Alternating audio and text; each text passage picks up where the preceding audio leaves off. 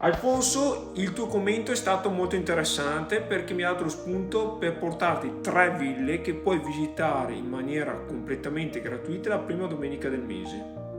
La prima è Villa Poiana e si trova a Poiana Maggiore in provincia di Vicenza. È una delle prime ville costruite dal Palladio per Bonifacio Poiana, che era un nobile militare, ed è una villa costruita tra il 1548 e il 1549. Si trova in via Castello 43 a Poiana Maggiore e puoi visitarla gratuitamente la prima domenica del mese.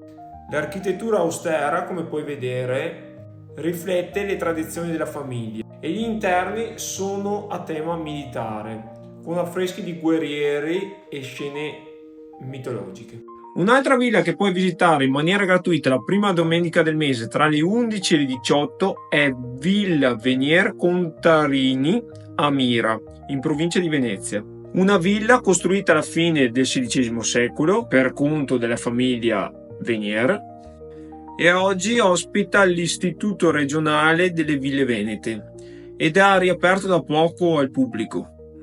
Ma in zona, oltre a questa villa, puoi visitare un'altra importante villa che puoi sempre visitare la prima domenica del mese in maniera gratuita, ma questa volta una villa statale. Sto parlando di Villa Pisani a Stra, che sicuramente molti di voi conoscono.